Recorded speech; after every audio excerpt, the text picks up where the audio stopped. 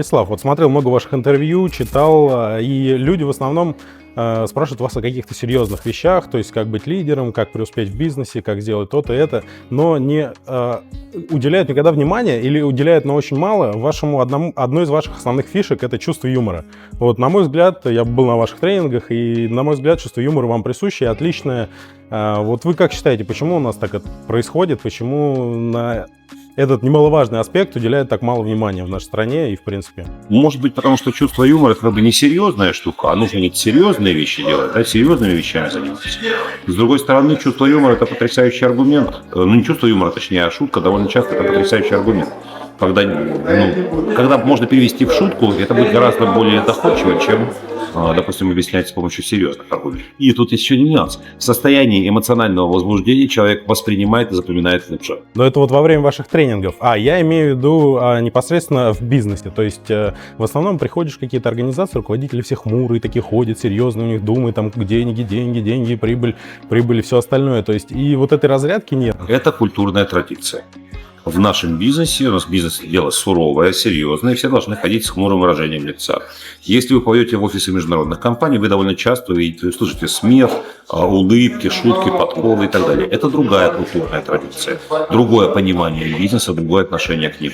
У этого есть свои причины, исторические в том числе причины. У нас бизнес это был хождение по лезвию бритвы в течение долгого времени. Это была очень серьезная угроза. Поэтому такие выражения лица. Плюс традиция советских предприятий, где тоже нужно было ходить с суровым выражением лица, что вас все боялись. Чувство юмора – это один из важнейших инструментов руководителя, но, к сожалению, не все его используют, не все могут использовать. Опять же, чувство юмора – это не то, что можно взять и по своему решению себе создать. То есть, по факту, чувство юмора нельзя воспитать, вы так считаете? Воспитать можно. Чувство юмора, но есть один нюанс. Чувство юмора присуще людям с высоким интеллектом. Низкий интеллект чувство юмора не дает. Способность шутить или рассказывать анекдоты еще не означает чувство юмора. Чувство юмора – это способность генерировать смешное в обыденном. Да? А пересказать анекдот – это еще не сгенерировать смешное в обыденном. И тут все-таки приходится признать, что людей с чувством юмора больше среди ученых, среди людей интеллектуального труда. И, может быть, наемные сотрудники компаний с высоким уровнем IQ обладают большим чувством юмора, чем руководитель этой компании и собственник этой компании, у которого уровень образования и интеллекта ниже, например. Он владеет компанией, он глава, все об этом помнят, но у него интеллект может быть ниже, чем у сотрудников, которые он нанимает на работу. Соответственно, ему чувство юмора присуще в меньшей степени, чем им.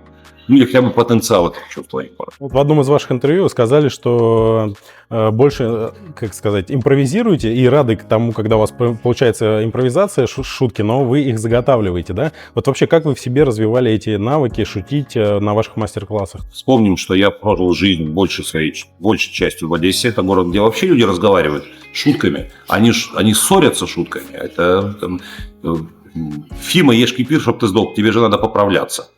Ну и так далее. Это просто особенности речи такая. И эти клише, модели мышления, модели речи усваиваются с детства. И потом они просто воспроизводятся, там меняются составляющие, но формула остается. То есть меняются переменные, но формула остается. Литература, конечно. Зощенко, Верченко, Жванецкий, Бабель, кто читал такую литературу, то вот тоже формируются определенные клише. Тот мыслит такими клише. Чарли Чаплин в свое время пытался даже вывести чувство юмора, подчинить некой модели, алгоритму, что ли, скрипту.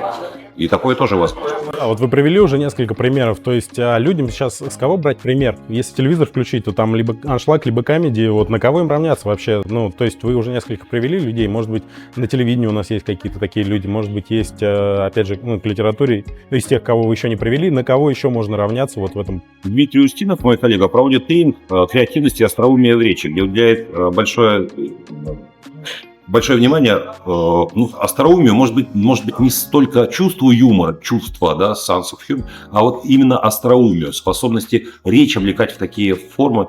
И он разделяет на то ли 4, то ли 6 градаций, градирует юмор. Бывает юмор казарменный, такой примитивный, шел, упал, споткнулся, гипс.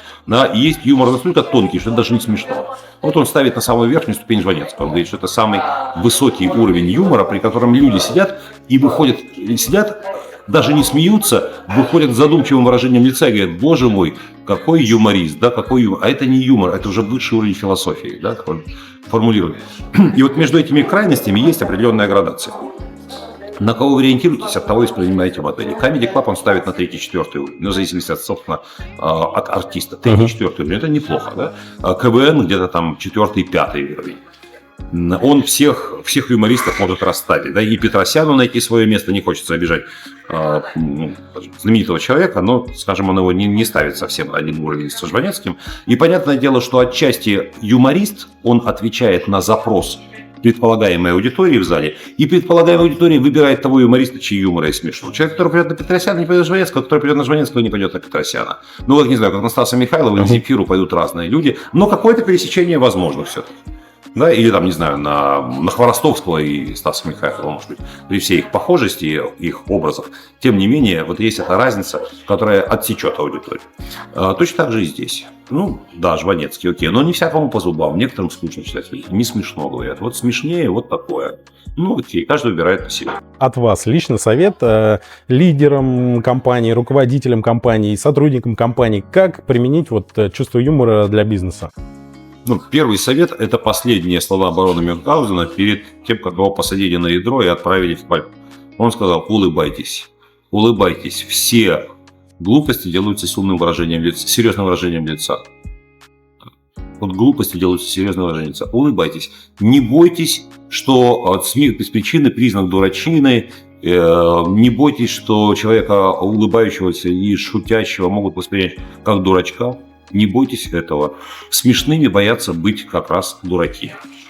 Умный человек может быть смешным. Расширяйте арсенал. Шутите с людьми, развлекайте их, забавляйте их, рассказывайте анекдоты. И было бы прекрасно, если бы вы научились, рассказывая анекдот, доносить какую-то мысль, какую-то идею, которая вас беспокоит. Находите такие способы.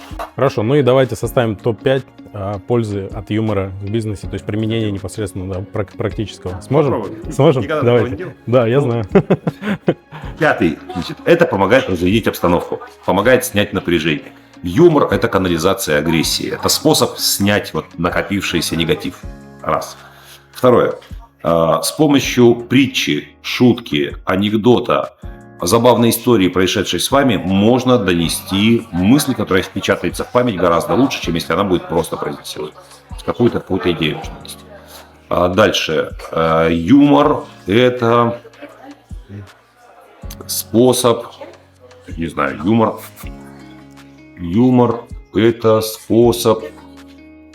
Я не знаю, как это. Вот смотрите, да, вот вы пока подумайте, а фишка в том, что на русском в интернете, когда вбиваешь поисковый запрос «юмор в бизнесе», вылазит какая-то ерунда, либо какие-то паблики там в социальных сетях, где в шутки, приколючки из бизнеса. Вбиваешь на английском тот же самый запрос, там сразу дается 10 советов, 10 рекомендаций, почему юмор необходим в бизнесе. Какие, например, еще дайте для затравочки? Там на самом деле разные, то есть привнести в коллектив вот разрядку, как вы сказали, не бояться быть смешными. Можно скорректировать образ руководителя, стать более человечным, более близким, более открытым.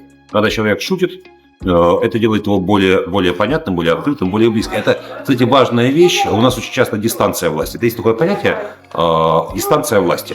Когда между руководителем и подчиненными есть разница во всем. В одежде, в стиле поведения. Он в отдельном кабинете сидит, он закрыт для контактов, сотрудник должен быть открыт.